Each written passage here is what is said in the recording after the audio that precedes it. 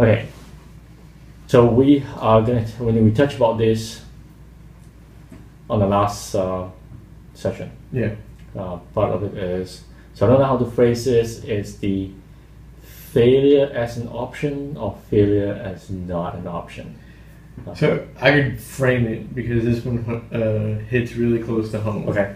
So, and this is why it hits home for me and probably for a lot of other folks. I grew up in a very competitive environment. Right. Okay. And one of the things that, and I thank my dad for it because, he pushed me. Okay. But one of the things that I kind of grew up, this is my philosophy growing up in sports and even in my career. Okay. There was a saying, it's by Jimmy Connors. I used to thought it was Vince Lombardi, it's actually Jimmy Connors. And what he said was, I hate to lose more than I love to win. Okay, that's a good thing. And that is the philosophy that I've lived by my entire life. And right or wrong, hate to lose more than I love to win.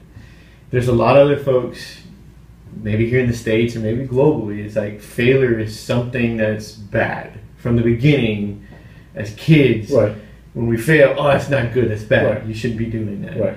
So it's a mindset that when I came to, when I heard about fail fast, fail often, and failure is fine, it was very contradictory to what I grew up with. Right. And I can imagine how many other, professionals and kids and everything out there that are like, that have grown up this way. Maybe it's more like generations of our age, but how do you deprogram that and make it, people realize it's okay to fail, it's okay to make mistakes, it's okay to get to the point where it's like, oh, this wasn't a success.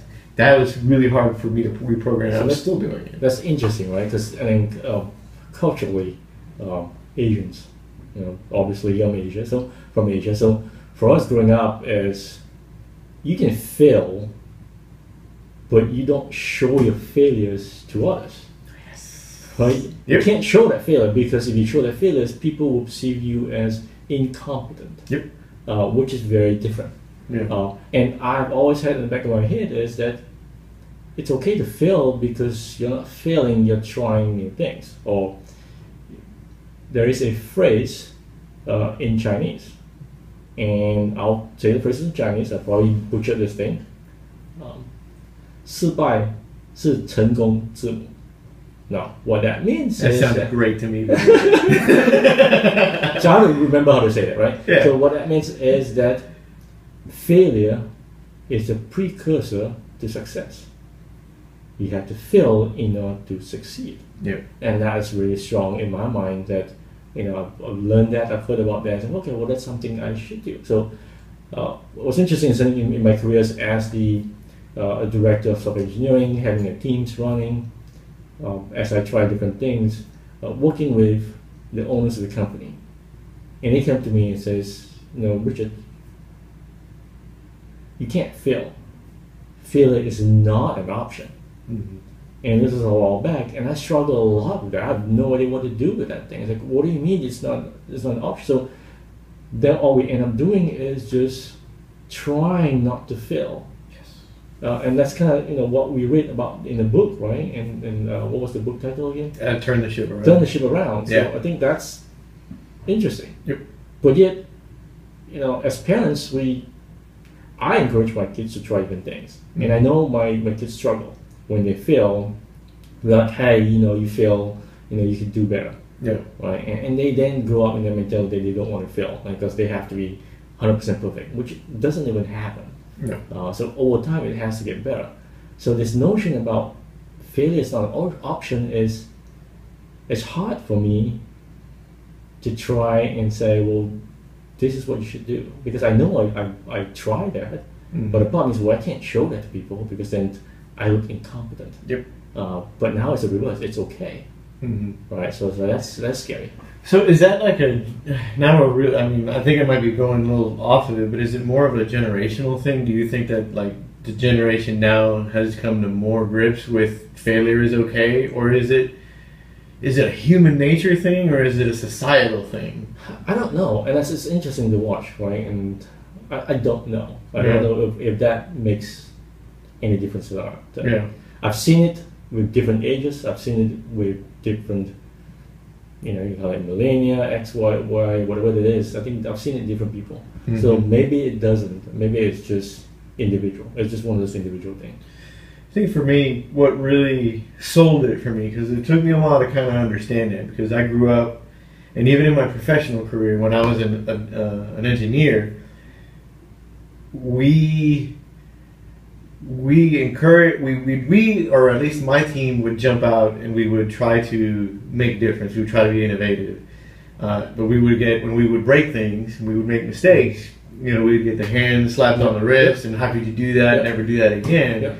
And it almost became just like the culture in that book, where it was like in fact, the entire department, we just strive to not make mistakes. We strive to keep things in equilibrium as much as possible, which means there was no innovation, very little innovation.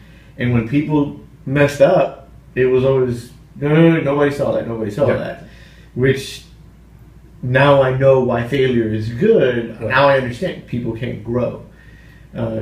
Jürgen Appelo, and I'm probably like butchering his name, but the way he said it last year at Triagile was, it's okay to fail, but don't just fail for the sake of failing. You gotta learn, right? You gotta learn. Yeah, I think that's what sold me on Agile, was the fact that we are failing because we're trying, and we're trying to get better at what we do, and you're not gonna get it the first time. And to me, that's when it resonated with me. It says failure is an option. And because I've said it multiple times to CEOs and things like that, and they look at me, it's like, you are not, and you are fired because you don't understand that. And that's the part. Now, maybe there is a specific place where failure is not an option, where you get things to a certain point where at that point it shouldn't fail anymore. Could it be like when we get, say, we're writing code, as we're learning things, it's okay to fail, we're learning through those things. But the code that we put in place, when we put it out to a client, when it gets into production, shouldn't that be solid at that point? You shouldn't be failing at that point, right? I mean, that's like the last path, last gate. If you fail at that point, then that's not good. So maybe there is this step up front where it's okay to fail, but eventually when you get there, that it shouldn't be that. So failure at that point shouldn't be an option. Is that? I mean, so to me, I don't know how to juggle that. Maybe that's the definition: is when is failure okay, and when is failure not okay. I think that's actually a really good place, a good way to put it, is create venues or opportunities where failure works. And I think in engineering, you see it with CI. You're constantly integrating code to see if it works. You've got code reviews, you got PR requests. So there's all these, again, maybe it's an Agile thing, maybe it's just the way that we're evolving, is we've created all these feedback loops where, you know what, if you put in a PR and it's complete garbage, you get the opportunity to like, dude, what were you thinking? And give that feedback, and it's like, hey, good try, but take it back and do better. And it's okay for it to happen there. But if there is none of that in place, and let's say that we work for a bank. And that code goes out to prod. Well, we shouldn't have had that failure. So now we're in the loop. That was a big a big no-no, because you're a bank, highly regulated. That's whoa. But this is where the learning opportunity comes from. That let's say I'm a small bank and I'm writing my own code and I'm pushing stuff out. I don't have any of this stuff in between. I don't have all those feedback loops. When it goes out to production, the worst reaction I can have is, oh my God, we can't push new code. We have to do this, that, or the other. The right way to look at it is, how did that code get out there? Well, we don't have all these inspection points. That's true. Maybe we need to start filling this in. Instead of taking the opposite, which I've seen companies do, which is, we're not going to push any new code. It's like, no. Where in the way that we inspect has it broken down? So as you were talking, I was thinking about something else. As kids, right? So one thing that we do that we take for granted is that, guess what? We walk. As a baby, when we grow up, we don't know how to walk. We try different things. We try to stand, we fall, We walk a little bit, we stumble, we run, we stumble, right? Yep. Now, what would happen if we go through that? And when is production then at that point? I mean, I guess there is a certain age that, maybe this makes sense, I don't know, is that you get to a certain age that you're expected to walk.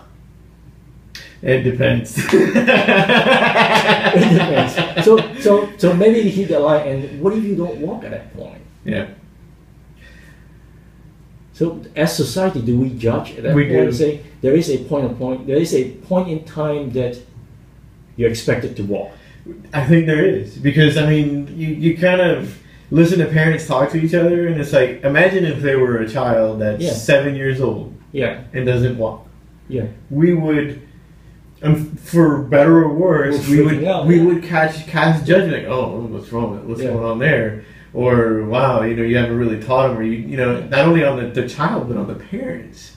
So I mean, yeah, there are some expectations of when you should reach body certain- training, the same thing.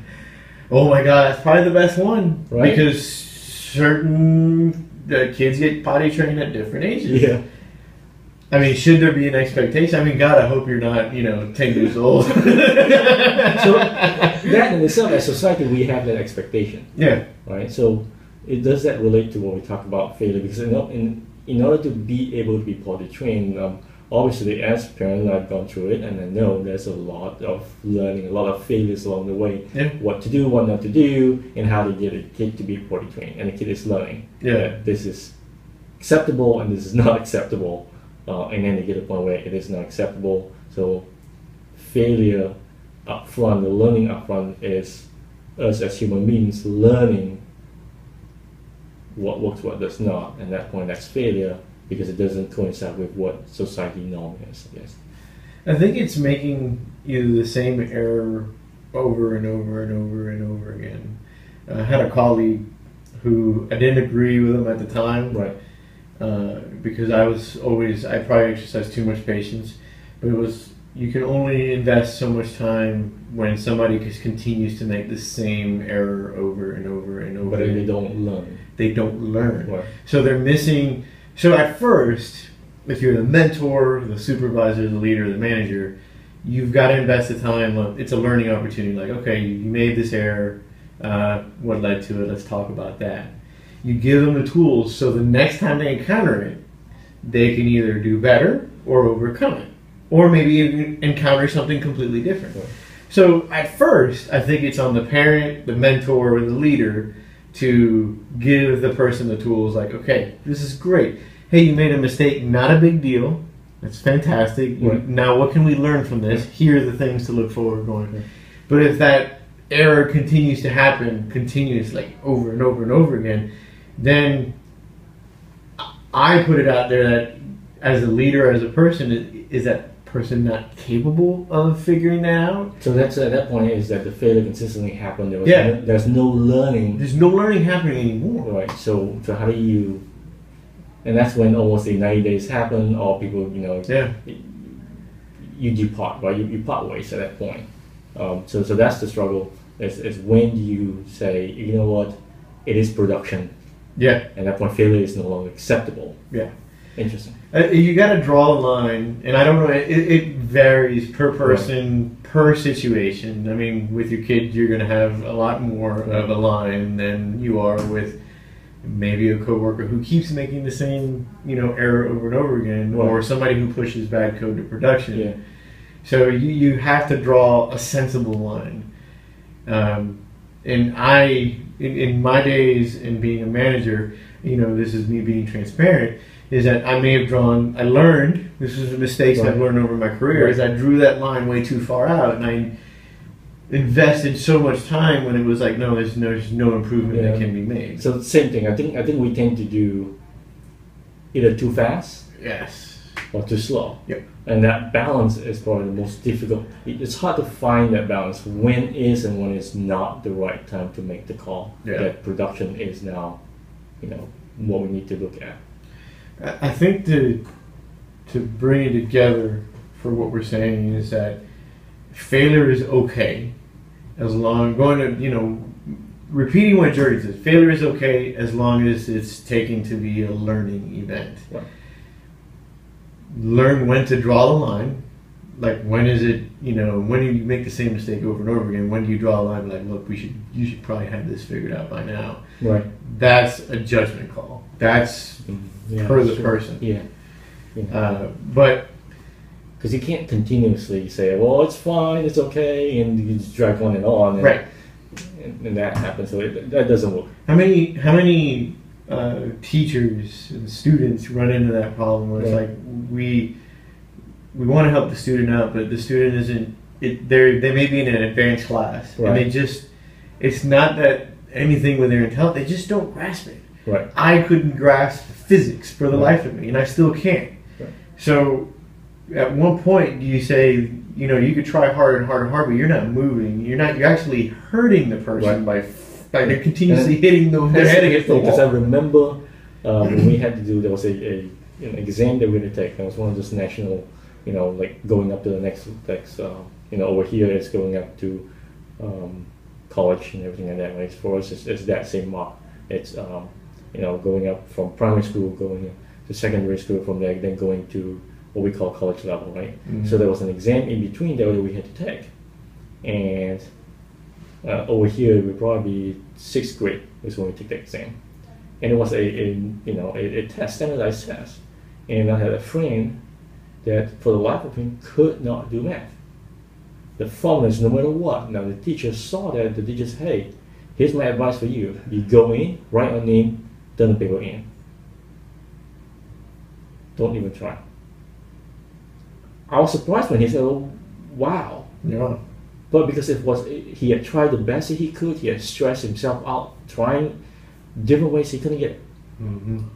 So obviously he failed that one exam, one test, right? But the teacher somehow knew that. So for us, we get to choose between whether you're going to science stream or art stream and things like that. So going to science, that means you've got math and science. Going to arts, now you're doing the business stuff, other stuff, right? Mm-hmm. He was really good at communication. He was good at that. So he ended up being a really good photographer, journalist. So he was good at that. Yeah. I mean, his writing is so awesome. It's just amazing to read the stories that he writes, because he jump out at you, and that's what his strength was. Yeah. It was interesting to see that the teacher said, "Okay, here's the line. There's no longer a point for you to try this. Go in, submit it, put your name in, submit it. Don't worry about it. Don't stress about it. Concentrate on something else." Yeah. And then he took that advice, and I mean, he's doing really well today, and and which is interesting to see where failure now becomes an option, so that he can go somewhere else. Yeah, it's a learning experience. Like in that case, it's like you're hitting your head, you can't grow anymore, but that's okay. But here are the other things that you're really good at. Yeah. Invest your time and energy building those up, right, because that's your strengths. Right. I had the CFO for the company I was with prior. He said something interesting along those lines too, because I grew up with the philosophy of like, oh, work on your weaknesses, improve your weaknesses. But he kind of took it a different approach. He goes, your weaknesses are your weaknesses for a reason. Yes. Because you have to invest a lot of time and energy into it. So the way that he was my mentor, and the way that he kind of explained it was, instead of investing so much time and energy into working on your weaknesses, you're not going to get a lot of return out of it. Why? Because it's just not you. Right. So instead of putting the time and energy in there, put it towards your strengths, because that's where your multiplier is a lot higher. And it blew my freaking mind. I was like, wow, that's never thought of it that way. And that's something that I picked up when I did my MBA. Was one of the things is your strength. Right, going after your strength yields much more results than trying to work on your weaknesses. Yep. You can always find somebody else that complements you, where their strength is your weaknesses. Mm-hmm. And together, as a team, collaborate, you get better results. Yep. Cool. Awesome. So, and the one last thing that I want to say with failure and success and all that is, and this is probably completely off of it, we could leave it off if it doesn't make any sense with the video, but if all you ever have in life is success, then all you're doing is staying stagnant. That's true. it goes along with, I forget if it's Linda or Lisa, but Rising, she said, if you're not comfortable, you're not being challenged, right? you're not challenging yourself. So how many times have we seen kids or athletes, athletes are a great example that all they've done is succeed, and then when they lose, they're sore losers, or, you know, they just seem to stay in a box. Yeah. So success is great, they but how do you improve? That's right. They have no competition. There's not competition at all to push them to fail, and therefore they go through life thinking it's all good and they can do all those things. And when they hit their first failure, that's when they crash the most. Yep. So whereas if you go through life and say, okay, failure is about this, I'm gonna try, I'm gonna fail, then it's okay to not get it on the first try. But the second, you get better and better at it. Yep. And I think that drives people. I think that's true. Something like that. I think if you look at most successful people, yeah, you're going to have your phenoms here and there that have just been successful all their life. But you look at stories of people nowadays who are successful. How many times have they had to fail to get to the point where they're at? And they keep going at it. They don't just say, "Stop, I'm done." They keep going at it. So, all right, cool. I like that. I like where we started. I like where we ended. Yeah. I think me too. I think we'll just call it a wrap right now. We're at 2:47. We'll have about 20 minutes. Okay. Yeah, that's what we're averaging. Yeah. All right. So let's wrap it up. Do your thing, man. Do my thing. Take us home. Take us home. This is Master Asian Core. And I think it's DJ C Rod. I might have to change it. I'm sure. That's how it's going to go for right now. If you like what you hear, please click on the like button. Subscribe so you don't miss some of our conversations. Provide your comments. We love to hear what you have. You like what you hear, you don't like what you hear, you say we are a bunch of idiots, that's fine. I love to hear it. We love to hear it. Hey, if you tell us we suck, that's going to give us a learning lesson on things that we can improve on. So, along with this talk, hook us up. Thank you. All right.